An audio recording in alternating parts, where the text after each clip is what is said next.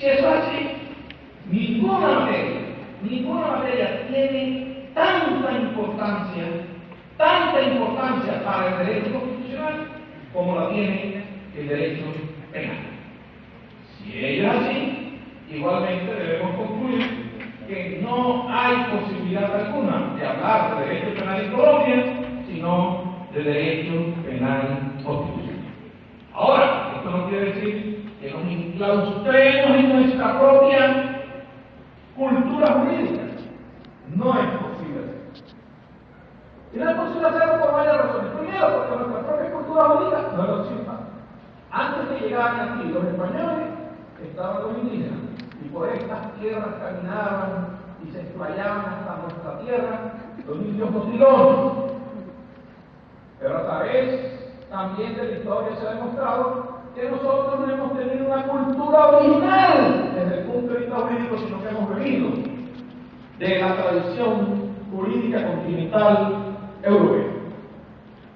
Pero es más, las grandes tendencias jurídicas, a pesar de que el derecho colombiano también ha hecho importantes aportes al derecho comparado, provienen sin duda alguna de otros países, especialmente europeos, últimamente de la tradición anglosajona, específicamente Norteamérica.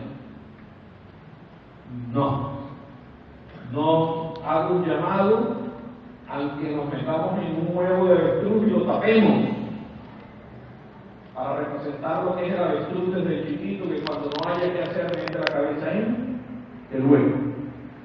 En un mundo globalizado, no estudiar el derecho comparado y no tener como referente los demás órdenes jurídicos resulta simplemente absurdo.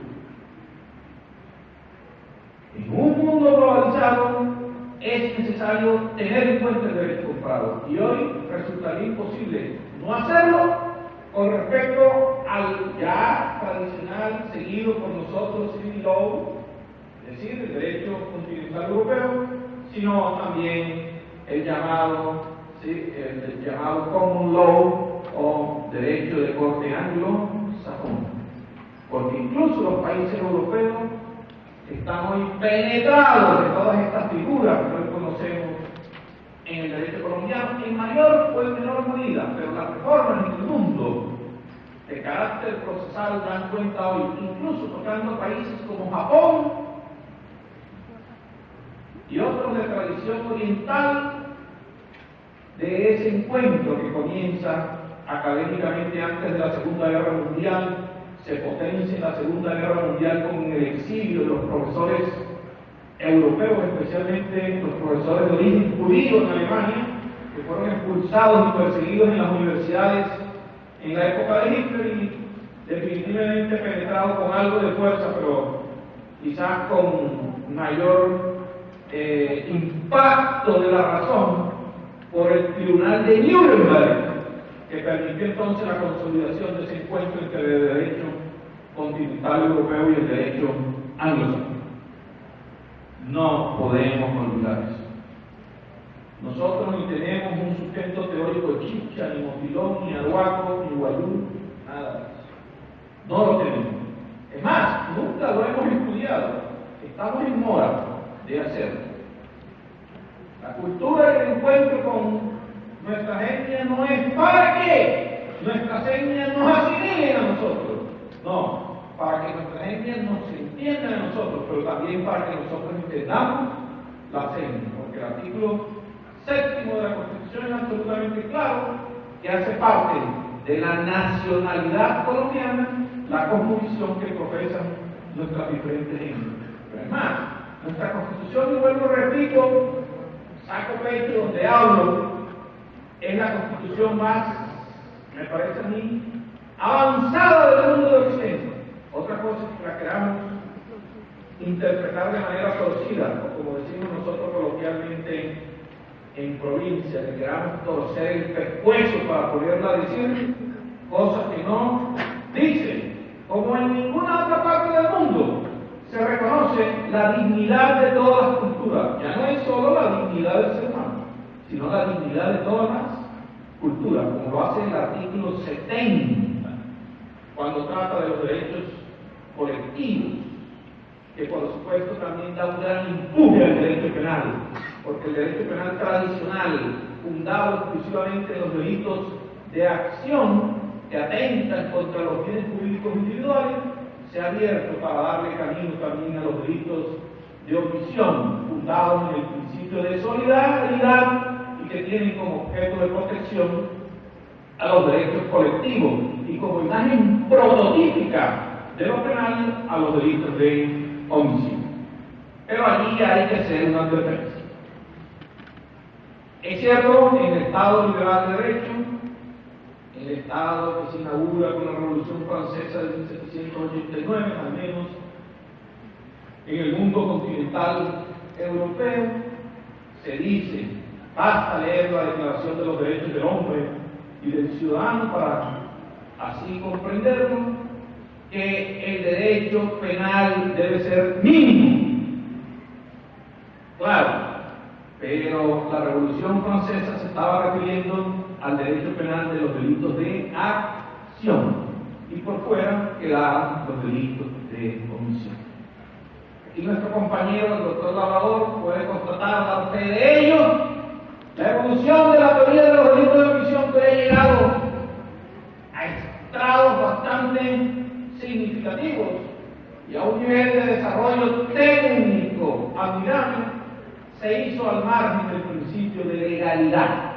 Y lo más extraño es que hoy puede constatarse que todas las teorías, especialmente materiales de las funciones sobre la posición de garante, sus cultores más importantes y representativos fueron nada menos ni nada más que los cultores de la llamada escuela de Kiel, la medio pendejadita que tenía Hitler para inventarse su propio derecho penal. Y existen en nuestros códigos, trató de solventarse de alguna manera eso en nuestro código penal, una gran indiferencia y deficiencia en técnica legislativa en el desarrollo de los delitos de omisión. Es decir, los delitos de omisión, eso es comprensible históricamente, dependen de un modelo del Estado social en el cual cumple un papel fundamental como técnica de imputación, como técnica de criterio jurídico, lo que se conoce como el principio de solidaridad. Pero no puede desconocerse un Estado liberal es menos inherente en la libertad de los ciudadanos que un Estado social. El Estado social infiere más drásticamente en la libertad del ciudadano, porque uno entiende como razonable, es más fácil que le digan, no dañes al otro, pero sí cree uno que lo están limitando más drásticamente si le dicen, haz el bien al otro, o salva los bienes jurídicos del otro. Por eso advierto desde ahora que una visión constitucional del derecho penal implica unos desarrollos, sin duda alguna, de los delitos de omisión, que son la expresión prototípica de los delitos del Estado social. Pero debe complementarse con el apotegma, o debe completarse el apotegma de que el derecho penal debe ser mínimo con la siguiente idea. Si en el Estado liberal el derecho debe ser mínimo en materia de delitos de acción, en un Estado social y democrático de derecho,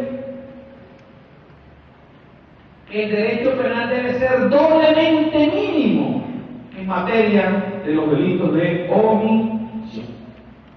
Porque si ello no fuera así, se expandiría el Estado y se conseguiría como forma torticera de ejercer el derecho penal la idea según la cual el Estado liberal es suplantado por el Estado social, la sociedad vale más que el individuo y por supuesto entonces el Estado social y sus instituciones son un fin en sí mismo. No, el Estado social y sus instituciones son un instrumento para la canalización y la realización de la dignidad del ser humano. Y en ese sentido entonces, es claro comprender que el principio de solidaridad no puede ser entendido como un bien jurídico. Es un valor constitucional, pero no rango de bien jurídico, porque el principio de solidaridad es un instrumento de realización de los derechos fundamentales. Traducido eso al derecho penal, el principio de solidaridad es un criterio jurídico de imputación, a través del cual nosotros vamos a lograr obtener y desarrollar lo que se conoce como la teoría de la imputación objetiva. Bien. Significa entonces